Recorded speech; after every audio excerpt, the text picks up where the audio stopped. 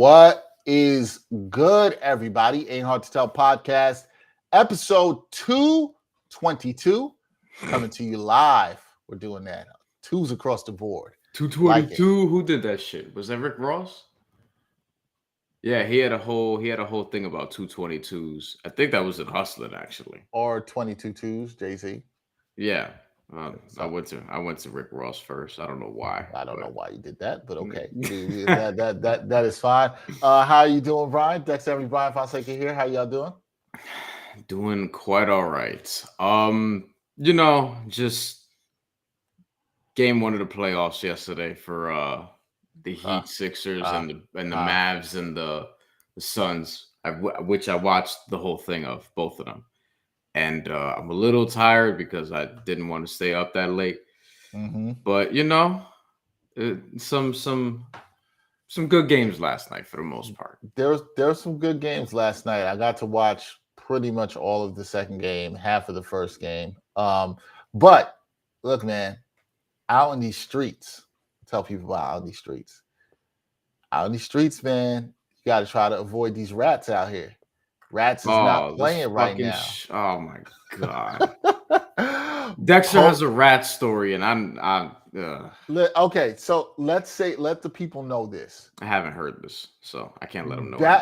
For people who know, Brian and I have talked about this body of work we worked on a while ago, La Cultura.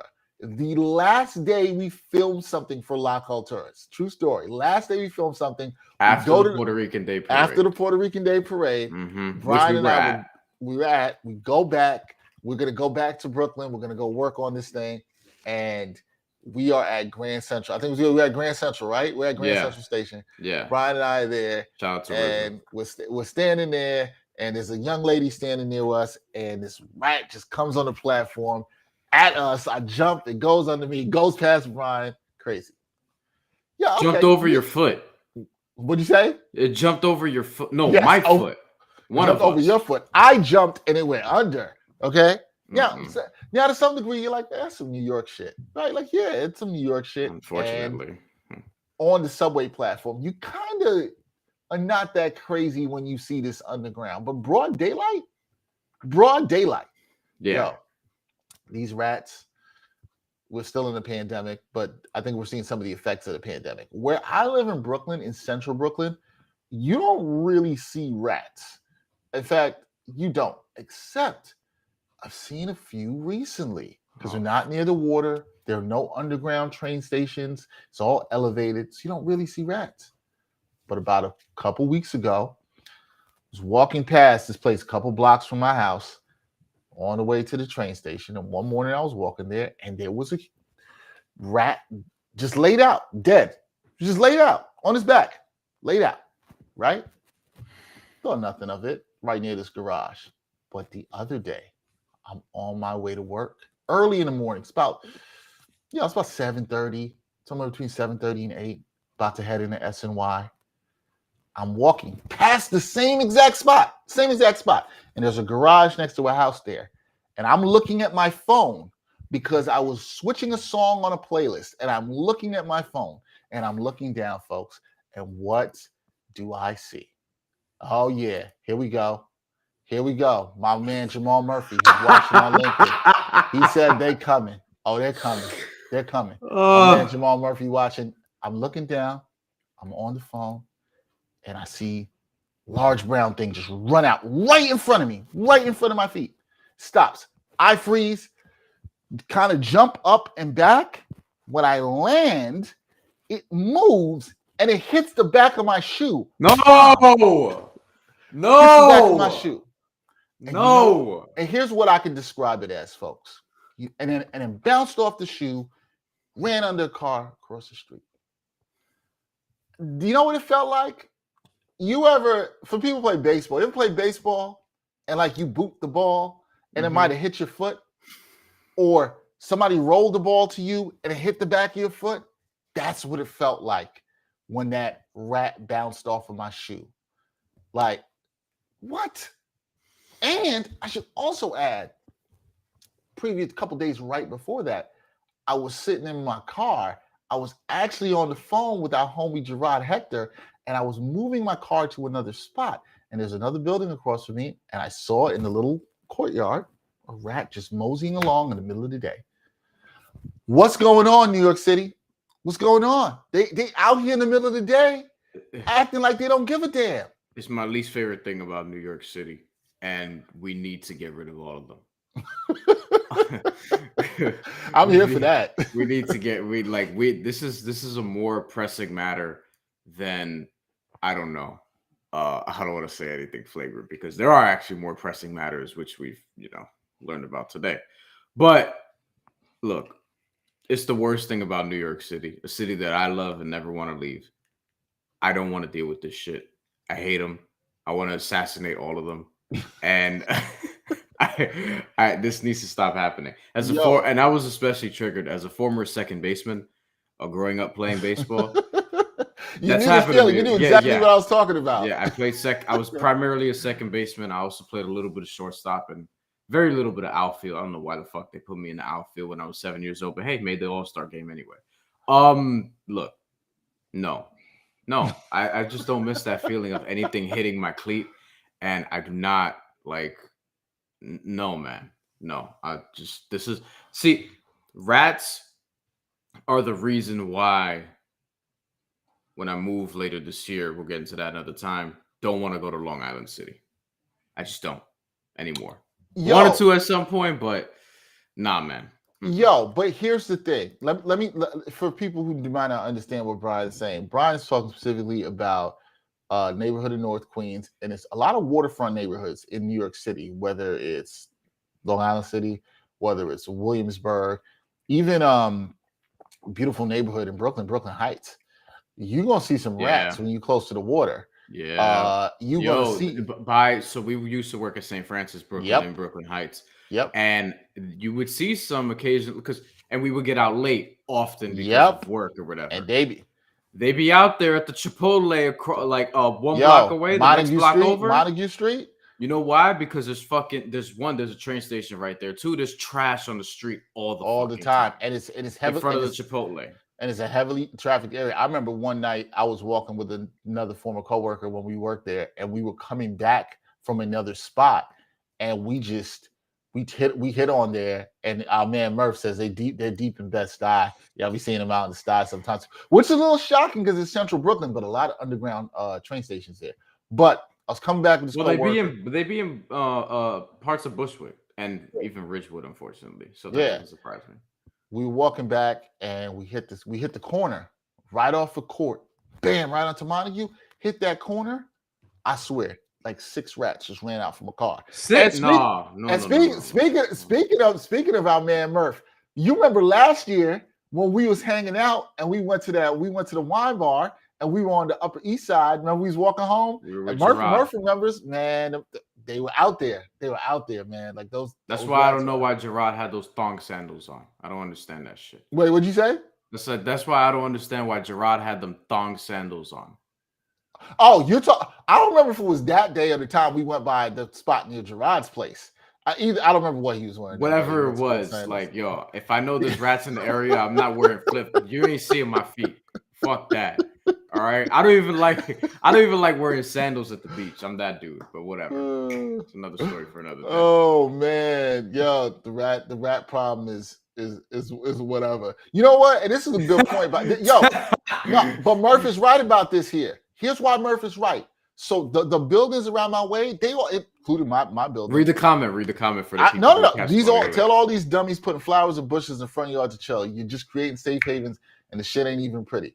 Now, remember the building I was telling you where I saw the rat just meandering along in the middle of the day? Yeah, it was all among the flowers and everything, and probably was burrowing up in there. Man, New York City rat, man, serious business. Serious business. But that is my tale. I survived. Thankfully, the rat didn't run up my leg. Nothing like that happened. But they out here, man. They out here. They're not playing and not afraid. Middle of the day, they just coming out. They might be coming for you. Who knows?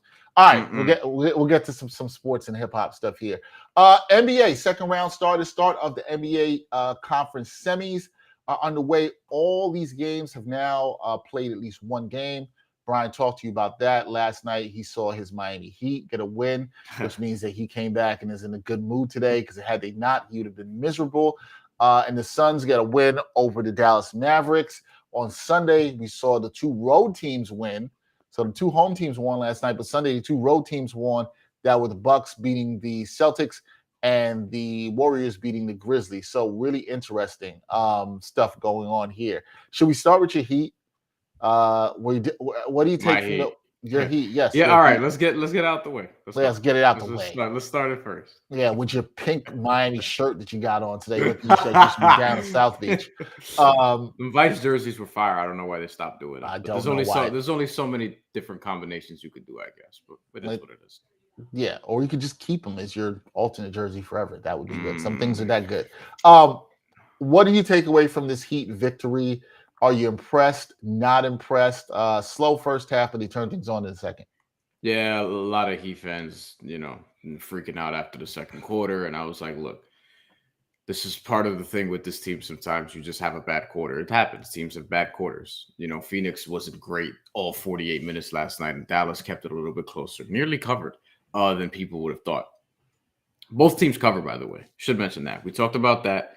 During the NBA exchange, both teams did cover, the Heat and the Suns.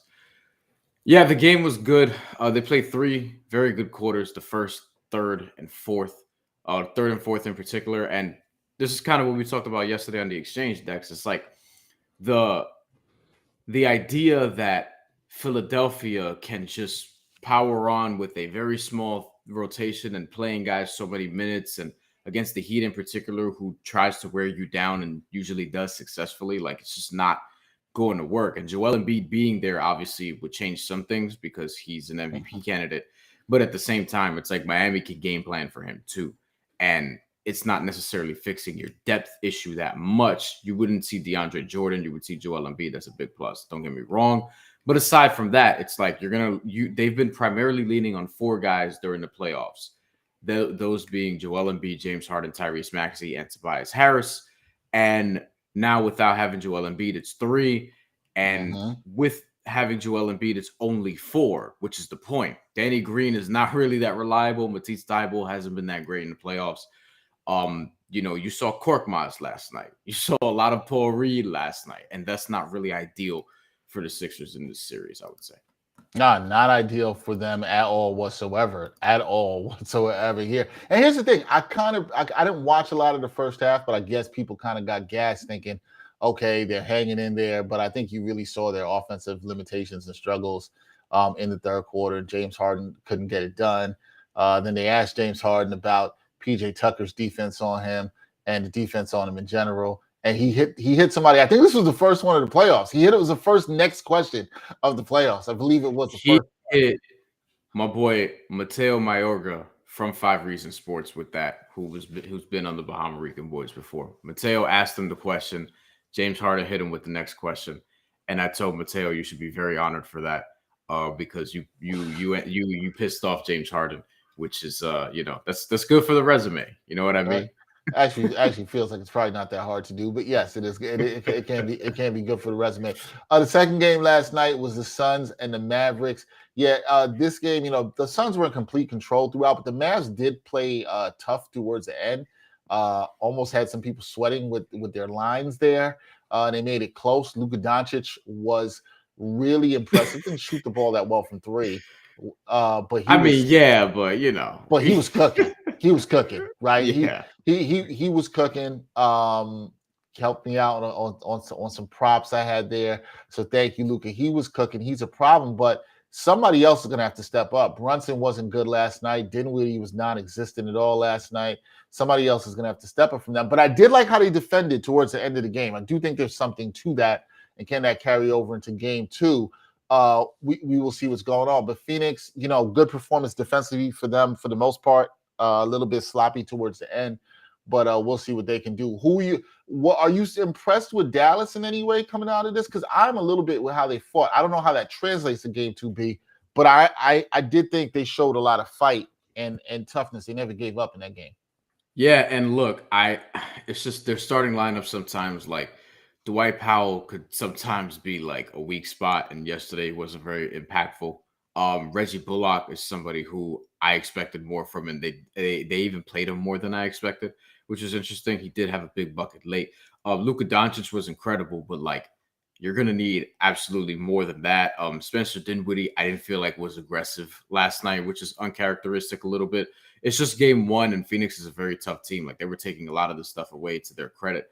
But without Maxi Kleber's 5 3-pointers, it just felt like Dallas was not really in that game aside from like two like really above averages in terms of stats, in terms of what they average. Literally, Luka Doncic and Maxi Kleber going crazy, like they're not even in that game. So there's some positives to take from that though, because Spencer Dinwiddie didn't get it going. Dorian Finney-Smith I thought was pretty good too. We should mention him too. But Dwight Powell, Reggie Bullock, Spencer Dinwiddie didn't really get it going, and they still managed to keep it close. So I think there's positives to take away from that, but I would not want to lean on Luka Doncic so much and wear him down over the course of a playoff series against the Phoenix Suns, who can wear you down. And I've told you, like, high usage basketball in the playoffs doesn't usually translate if you're, the rest of your team isn't picking it up. So yeah, and that was one of my concerns looking at that. I still felt like, as much as everybody knows I love Doncic, there was still too much high usage with him, too much dribbling, waiting for something to happen, not much else. So somebody else, and I think it could be Brunson. You saw Brunson get going a little bit late. I think if Brunson's a little better, that'll help them. Dinwiddie too, as you said, wasn't really aggressive. Those are the main two for me. We talked about this on the exchange yesterday, so we talked about the games on Sunday, so I won't go back into that. But tonight, both those teams play again. Do you see any of the home teams here, the Celtics and the Grizzlies, getting wins? Because I've been thinking about this and how I might want to do a little betting on this later today. I'm not really sure, man. I'm also I'm starting to buy into the Bucks. Maybe I'm getting a little bit of hype off the first game, but what do you think? Because I can see the Grizzlies winning tonight. I'm not sure about the Celtics. I don't know why. I'm not completely sure about the Celtics. Something's telling me to pause on that. Am I tripping on this, or what do you think?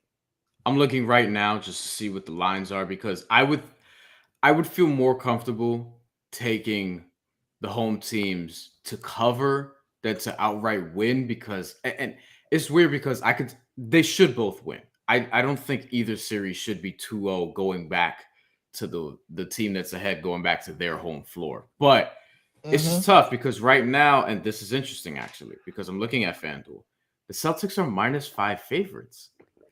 And that to me is pretty shocking, given what we just seen. And like, I know the Celtics are very good, don't get me wrong, making adjustments and things like that. Like that should be something but they're -210 on the money line and just -5 favorites. Whereas the Warriors are actually favored to win in Memphis again, -2 favorites. And they didn't cover last time because it was a 1-point game. I actually could see the reverse, where like Milwaukee wins again, and that wouldn't shock me, and Golden State Memphis wins, because I have a see that's where I'm leaning to, man. I'm kind of leaning towards that. I can see that. In terms of result, like now I'm like, because I was thinking before this, I thought Milwaukee would be the favorites, but I guess people just have enough respect for the Celtics to see that they're not going to go down 2-0 on their home floor.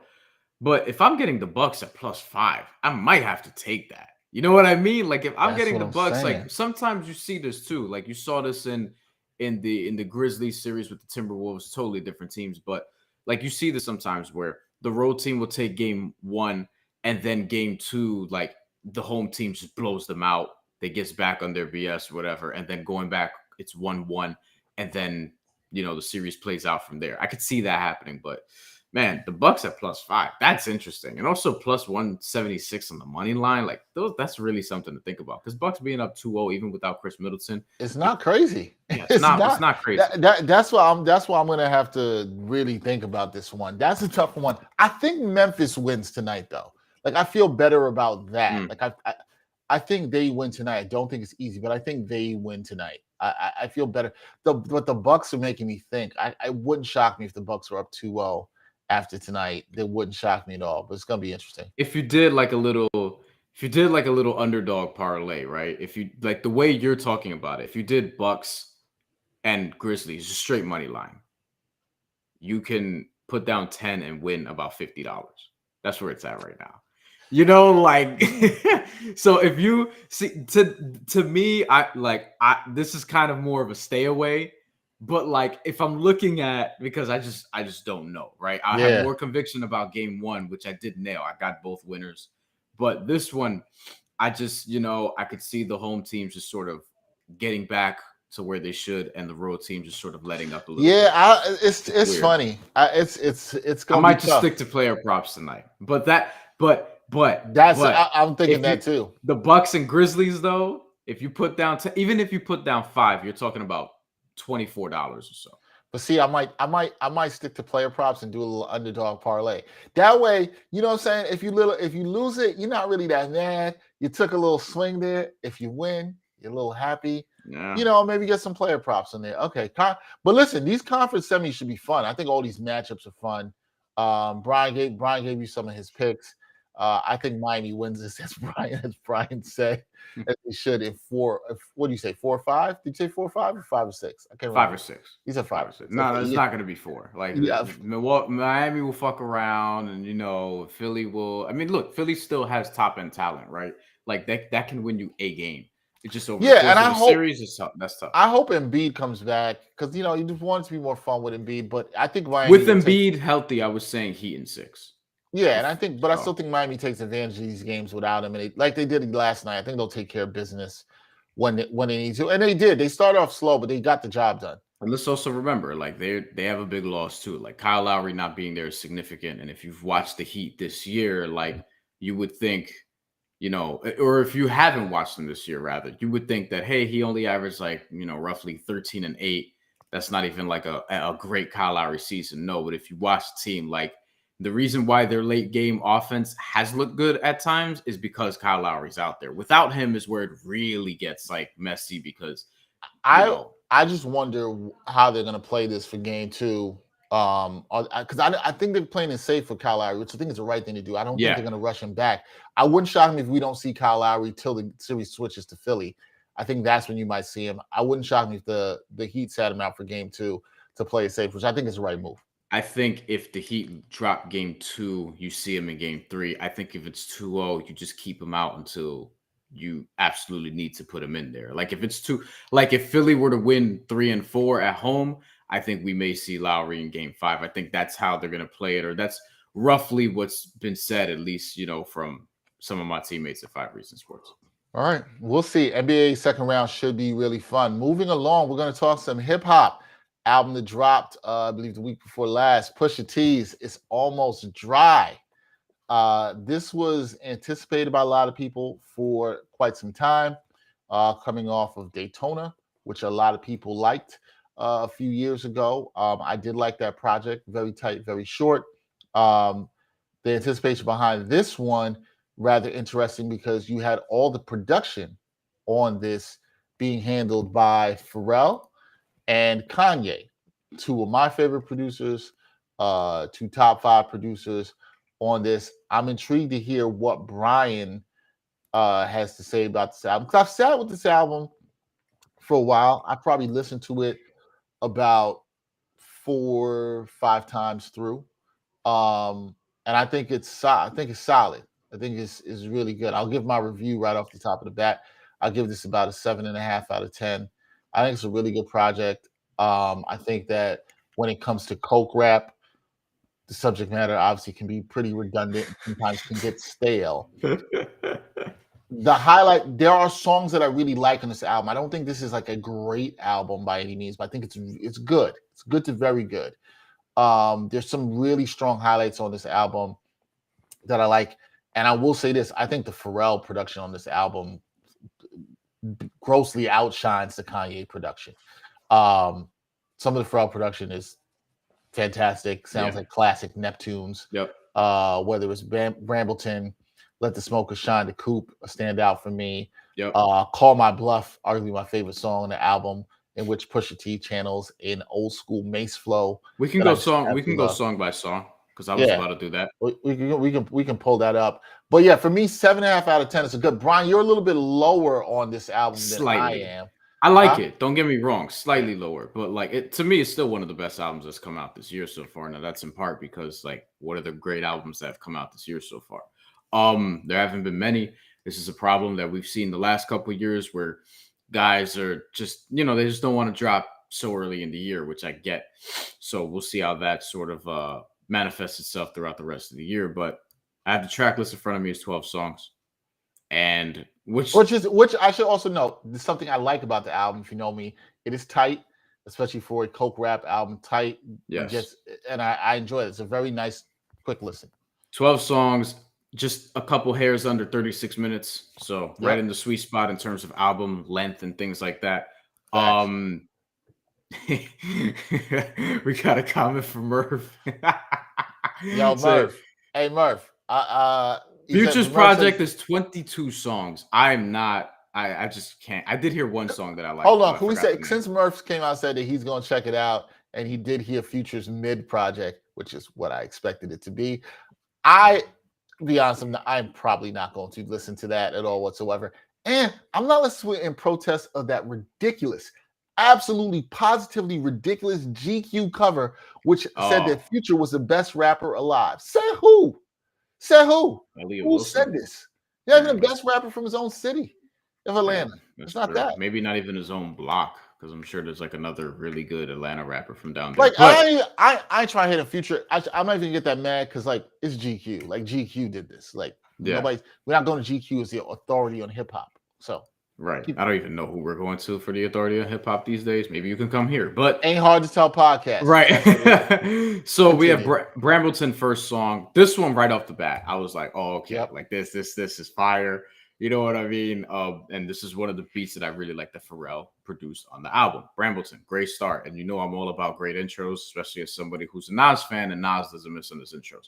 Let the Smoker Shine the Coops. You already mentioned that song. No, that song is very good. Yes. If you play that in your whip, yes, you got it. Absolutely. Very, very strong start. And then this is where it tailed off a little bit for me. Dreaming of the Past with Kanye West. It's all right. I ain't going back to it. So I have a thing about the song. I generally like the sample. I like the Donny Hathaway sample there. I like what's done. At first, when I listened to it, the sample seemed too loud for me. Almost like it wasn't mixed properly. Yeah. And it kind of annoys me too. It kind of annoyed me. It's grown on me a little bit. My other issue is Kanye then comes in for a verse, which is completely forgettable. We did not need that. So that's a weird song for me because I kind of like it, but there's things about it I don't. But go ahead. And for me, it was also that, and just like you mentioned this too, but the beat itself, I also didn't really love the execution of it, but maybe that's just a nitpicky thing. Neck and Wrist with Jay-Z and Pharrell. I'm probably not going back to this a ton, but I do like the song. I like that. I like that song. I like that song. I don't know how much I'm going back to it, but I do like the song. Just So You Remember is, I think, a very good beat, underrated, because I slept on it a little bit the first few times I heard it, and then I went back and I also listened to this straight through about 4 times or so, or maybe 3, and then went back and listened to the songs that I actually liked. Diet Coke was a single that came out a while ago. 88 Keys. Apparently, this beat was made in like 2004, as 88 Keys, I think, revealed. Yep.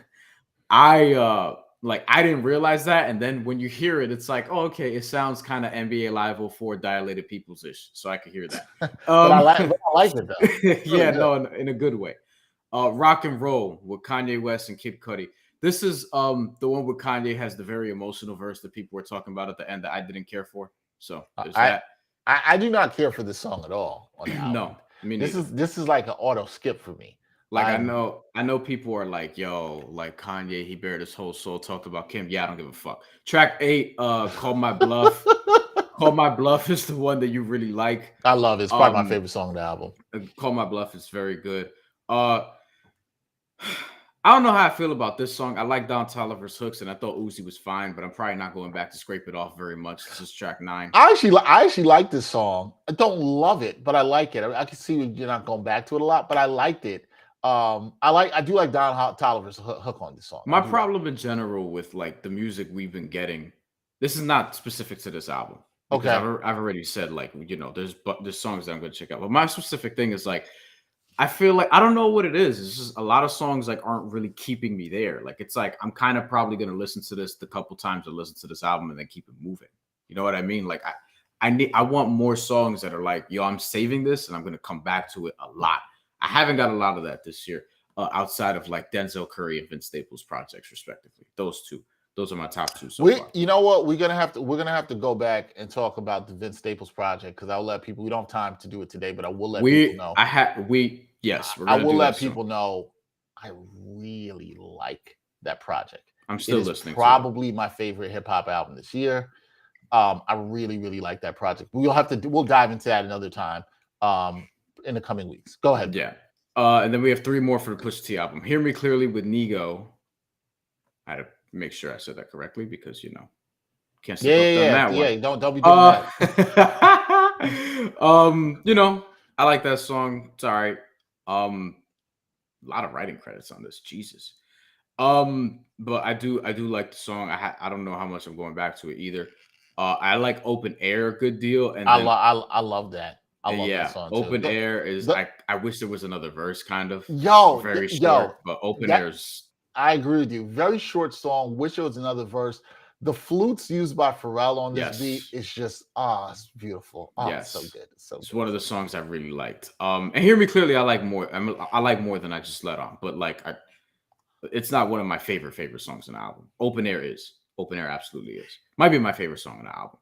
And then I Pray For You featuring Labyrinth and No Malice, Pusha T's brother, which 2 thumbs up for me. Always glad to hear them collab again. I thought it was an appropriate ending to the album.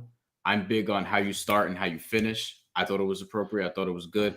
Favorite songs on this album, to put a bow on it, I would probably say Open Air is up there for sure. Still really like Diet Coke. And Brambleton, I guess. Those will probably be my top 3. Yeah, I think I gave my top 3. Let Smoke Shine the Coop, Call My Bluff, Open Air. Those are my top 3. I like Brian. Do like I Pray For You. I think it's a really good song to close the album. Yes. I like the touch and the vocals from Labyrinth. For those people who watch Euphoria, you're very familiar with Labyrinth's music. It is throughout the show. He does a lot of the music stuff on there with Zendaya. So he's really dope songwriter. Really good sounds. So that's good. What are you giving this album overall? Probably 7 out of 10 for now. Which, look, I don't want people to get like that's good. You know what I mean? Like, yeah, that's. I know people are giving it shit. Even Pitchfork gave it a 7.8 out of 10. But maybe it'll get to 7.5. I could see that. But for me, it's just like there are great albums that I give it 8 out of 10.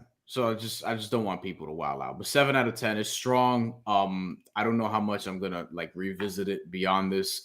There are a bunch of songs that I like, but the lows aren't incredibly low or anything like that. But they're just like there's just more here that I don't care for than I expected. I thought Daytona was tighter, though I wasn't even as high on that as some people were because there are people neither was I. Actually, funny. People calling it a classic and shit like that, and I was getting album of the year love or whatever. What year was this? 20? Was it 18? 18 or 19? I can't remember. I think it's 2018. I think it was 18 because it was before. It's 2018. It's 2018. 2018. Yeah, 2018 because it was before Nasir. I don't remember what my album of the year was. Book of Ryan actually. Yeah, so it's like, yeah, but 7 out of 10. I'm fine with that. I actually like this better than Daytona. In a way, Daytona's tighter, and Daytona had 2 really, really, really, really good songs that Kanye produced. I like this better, and I think a lot of us I like it better because I like the variety. I like when I forgot. There's another producer who worked on this album too. I said it was solely Kanye and Pharrell, and it wasn't. Bugs the Beast also did. He did Hear Me Clearly, the Nigo joint, and also Just So You Remember. So. Want to give him his credit on there. Metacritic right now has an average score for this of 87 out of 100. Clash gave it an 8 out of 10. Hip Hop DX has it a 3.8 out of 5. Pitchfork, as Brian said, 7.8 out of 10.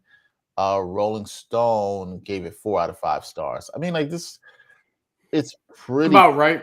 pretty good reviews. It's getting, receiving critical acclaim according to Metacritic. I don't think it's quite as good as an 87 out of 10. But I think this is a good album from Push. I think Push knows what he's doing in his lane, and I like that he makes the albums tight. I think maybe he understands the limitations or sort of redundancy that could come in coke rap, and he's trying to actually get delivered to you as best as he could, deliver you this product as tight and concise as he could. Moving along, because we got a couple of things to talk about real quick before we get out of here. You know what I'm excited for. Next Friday at midnight. Don't bother me. Don't call me. Don't text me. I ain't talking to nobody unless it's an emergency, right? Brian even knows, don't hit me until I'm done listening to this album. Kendrick will be back. New album, Mr. Morale and the Big Steppers. No idea what that means. Don't really care. It'll make sense when the album comes out. I'm sure it'll make sense when the album comes out. Or it won't. It'll be terrible. But it's Kendrick, so I don't think that'll happen. I'm super pumped for this. We were waiting for a long time. We were waiting 5 years for some new K-Dot. It's coming. It's supposed to be his last album on TDE. We'll see what he does after this. Kendrick's supposed to be at a bunch of festivals this year. So we'll see. But I'm really excited for this. And I'm hoping that it's really good as all his other major studio releases. So we'll see. As people know, Brian and I, we like Damn, but we both were not as high on Damn as some other people were. I do not think it was as good as To Pimp a Butterfly or Good Kid, Mad City or even Section 80, first indie release album. I don't think it's as good as that, but it was good. But this, I'm really excited. I'm excited to see what Kendrick has to say, what he's going to talk about, what the concept of this album is. I'm actually hoping, I know people are going to think this is weird, but I hope within the next, what are we talking about, 10 days or so, I hope that we don't even get a single. I don't want a single. Just drop the album midnight Friday. I'll be listening probably 2 or 3 times instead of going to sleep and dissecting and all that stuff. And that'll be it. Are you as hyped as I am, Brian? Probably not. Probably not, but I am very hyped because I've been waiting for this for a while. I don't count the Black Panther soundtrack as a Kendrick project, though obviously he had his hands in that, and that's something that he did work on after Damn. But this is the first proper release we're getting in 5 years. And yeah, I like Damn very much. I just don't think it was as good as his top 3 albums. And I was surprised that of all the Kendrick albums to win a Pulitzer, that was the one where I would argue he has 3 albums better than that. That's really my only critique on that. But in terms of this album, I can't wait. I'm excited. We're going to have a guest on the pod that I'm working on to come talk about that, who's a big Kendrick fan. And also, we'll lend voice to his excitement for this project. And I think it's going to deliver in a big way. I'm excited because this is something we talked about during the early days of the pandemic, where there are certain artists that we need to hear from, talk about this. I was glad that Nas dropped and talked a little bit about this. And has talked about it otherwise on, at different parts of King's Disease, though the themes were a little bit different. But we need certain artists to speak about these times. And I think Kendrick is going to lend voice to that, an important one too. Yeah, I'm just intrigued with everything with the sound. And yes, Brian and I are working on getting a guest, and we hope that episode will be very heavily focused on that. So, hopefully we're able to do that. We think that'll be a fun one. Wow, somebody offers a question here, but I'll take it because it's different than our topic. Who do you think are the 5 best European players in the NBA in the last 5 years? Wow, Luka Doncic, Nikola Jokic, in no particular order. Those 2 are the first 2 that I think about.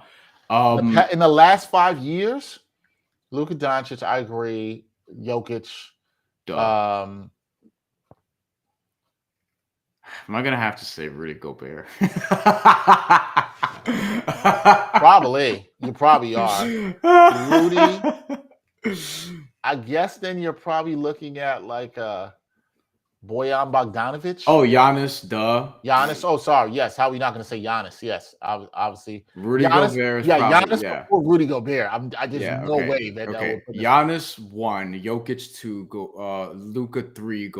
Luka 3 on any list is nuts. Gobert 4, I guess, And then from there, I don't know. Can I slide Joel Embiid in there because I'm writing about this for Basketball News? Well, he's not European, so but slide him in there. He wants to be he wants to play for the French national team and is trying to make himself like a French citizen or whatever. Why? Why is he doing this? No.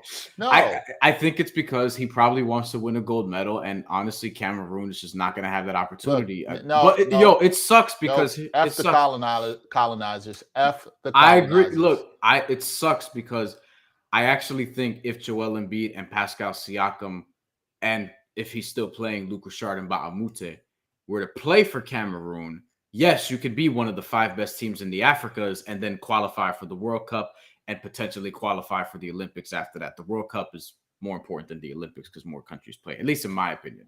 Basketball, they're trying to. Soccer, it's not even close. Basketball, they're trying to make the World Cup matter more, and I think that they're actually doing a decent job with that. So we'll see in 2023. But I don't like that. I don't like that Joel Embiid. Like, he's gonna play for France, so it's gonna be like him and Rudy Gobert are going to be the safe starting lineup, and it's like. I don't know. This isn't like Hakeem Olajuwon playing for Team USA to me because Hakeem went to college here and I look at that a little differently. Yeah, so him. And it's a different time. And it was a different time, but I like that. I don't know who we're putting at 5. Like I said, maybe now you're talking about Bojan Bogdanovic. Maybe. We have no. There has to be something else here, and I want to get to boxing, so I don't want to spend too much time. Yeah, because we got to do that, and then I got to get out of here because I have to. Unfortunately, I forgot to put my daughter's lunch with her school stuff today, so I got to go give it to her. I can't think of a 5th one. You think of a 5th one, we'll go, but we're going to move on quickly to boxing. Okay, here we go. Found a list for me. This is okay. Dennis Schroeder is definitely not in this top 5. No. Nikola Vucevic, I would probably put Bojan ahead of him at this point. I would. Yep. Evan Fournier.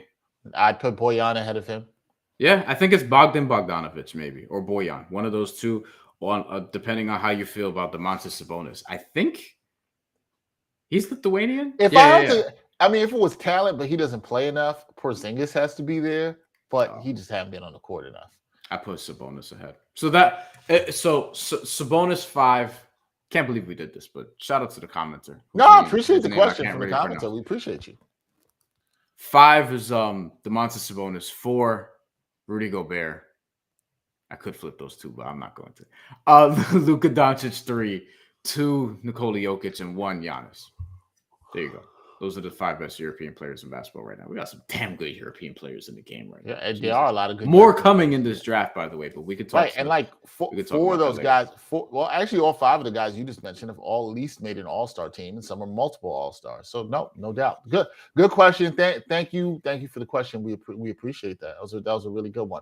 All right, we're going to move on to boxing real quick, and then we are going to wrap here.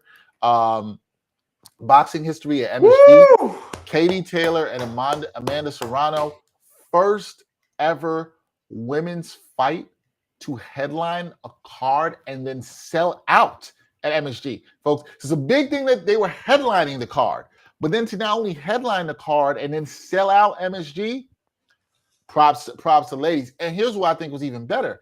Now, I did not watch this, so I'm going to really just lob this up to Brian. I did not watch this, but by all accounts, this was a dope-ass fight, and it was really close. It did not go the way of Brian's Puerto Rican sister, Amanda Serrano. Should have. I heard it was really close. Heard it could go the other way. Brian, I'm going to still rewatch this fight because I have not done it. But Brian, this was obviously a historic night at MSG, a historic night for women's boxing. What did you think about this? And what do you think? I think the bigger thing is I want you to talk about what you think about it, but also what you think it means for women's boxing going forward, right? Because we have these moments and events, but it's about, how is this pushing the sport forward, especially for the ladies on this side? I did just write about this on Latino Rebels also. So Ring Magazine is actually in their 100th year of existing. They established themselves in 1922. And the reason why I bring that up is because they've give out awards for 100 years. So Fight of the Year being one of them.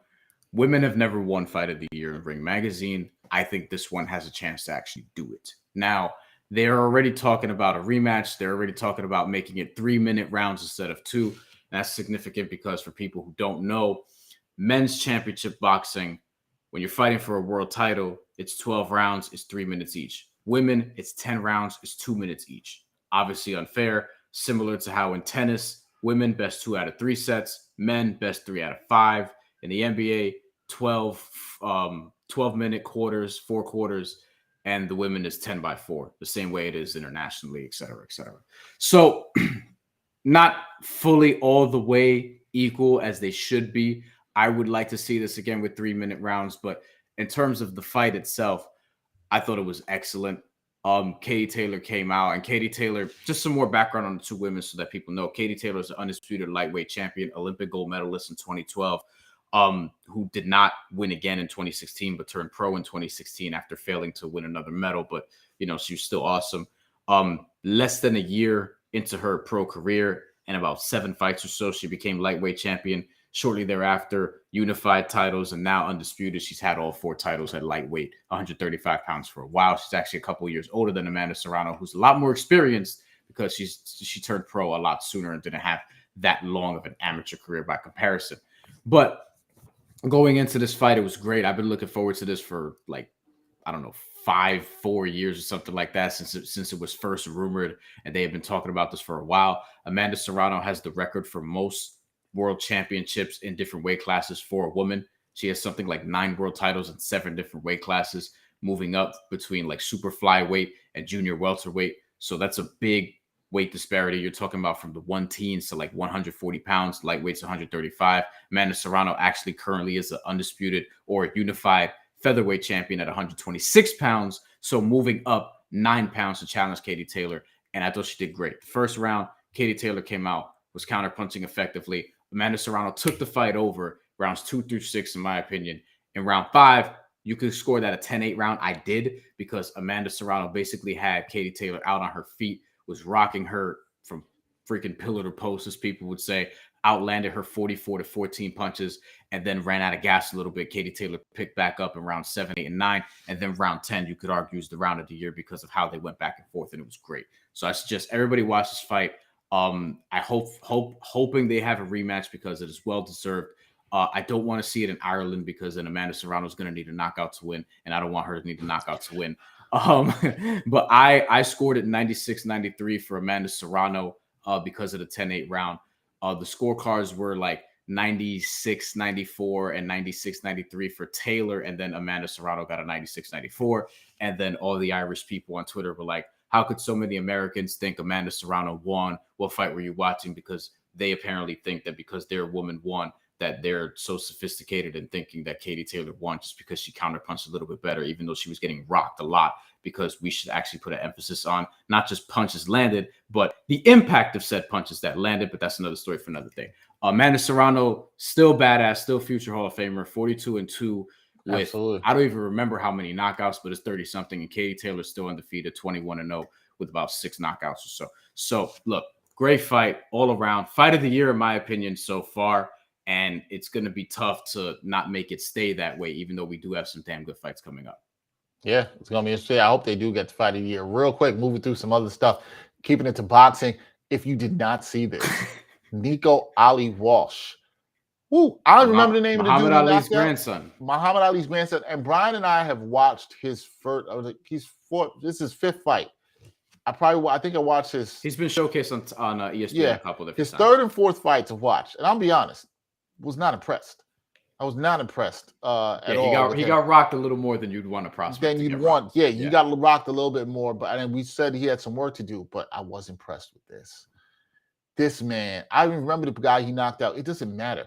He put somebody to sleep, straight sleep mode, put him to sleep. Dude went down, looked like Pacquiao when he got hit in that sleep mode a couple years back. And it was really impressive. So if you have not seen that, go check that out. Like, it's definitely a knockout worth watching. It's not fight of the year, but it might be knockout of the year. I'll say that much. It might be knockout of the year. That's for sure. And real quick, I also want to point out Shakur Stevenson counterpunched Oscar Valdez to death like I expected. Yep. And Shakur Stevenson also, for people who don't know, is part Puerto Rican from his dad's side of the family. You had to make sure you got that in. On his trunks, he had an American flag on one side, had the Puerto Rican flag on the other side. And I was like, let's fucking go. Shakur Stevenson is repping. So we actually have 4 current world Here we champions in go. boxing right Here now. we Amanda go. Serrano, Shakur Stevenson, Mick Williams Arroyo, and Jonathan Gonzalez. So we need more, but Shakur Stevenson was repping and You don't got enough? You don't got enough? Shakur Stevenson, no, we don't. Shakur Stevenson is, I don't want to do the hyperbole shit. Probably in terms of style and in terms of just pure dominance this early in his career, the closest thing I've seen to like young pretty boy Floyd Mayweather. Oh, well, I mean, he's a really good defensive fighter. I didn't know where you were going with that, but I'm like, I don't think that's crazy. He's like 23, 24 years old, and he's already so good, like he pound for pound level, like, but Oscar Valdez is a damn good fighter that he just tormented. Yeah. You know? All right, I gotta go drop off this food for my daughter. Before we go, I want to make a note. Shout out to the WNBA, because the WNBA, they always get this stuff right. We talked on this podcast about what's been going on. Brittany Griner detained in Russia. The WNBA has decided they are going to honor Brittany Griner all season long, having a season tribute to her. They're going to have a floor decal, which will be used by all 12 teams. That'll have the All-Stars initials with her number 42 ahead of the start of the season, which starts this Friday. As we know, Brittany Griner, she's been detained in Russia since February after custom officials reportedly found vape cartridges containing hashish oil in her luggage. Now, there's been some updates on that, saying that Brittany Griner, they think there will be a resolution to this soon. So hopefully that happens. But salute to the WNBA. Really nice job. Great touch to honor Brittany Griner there. And I think that, hopefully she's able to come home soon and rejoin her team, the Mercury, and then start playing again. Everything is okay with her, because my heart definitely goes out to her friends and families through this whole process, trying to know if she's okay and what's right with her. So we hope that gets done. But WNBA, as usual, on top of it. On top of it in doing the right thing for sure. Hope that Brittany Griner returns home safely. Still upsetting that happened. And also, people should support the WNBA because their season starts this week. Friday. So on Friday, WNBA season kicks off. Watch the games, tweet about it. You know what I mean? The league has been progressing at a nice rate. And growing at a nice rate. Yeah, and it's every single year, like, definitely. I mean, and the games are great. You know what I mean? The games are great. So yeah, I'm definitely gonna talk about that. All right, that's it for this episode of the Ain't Hard to Tell podcast. Please continue to support us in all the ways that you can. Follow us at AHTT Podcast. And you can listen to us. You catch us on YouTube, all digital streaming platforms. There, support us on Patreon as well. He is Bryan Fonseca. I'm Dexter Henry. Next couple of weeks, we should have some guests for you, some really good stuff. We'll be breaking down that Kendrick album after it drops. Can't wait to do that, as well as talking about some other things in hip-hop and the world of sports. Like I said, he's Bryan Fonseca. I am Dexter Henry. And until next time, y'all, peace.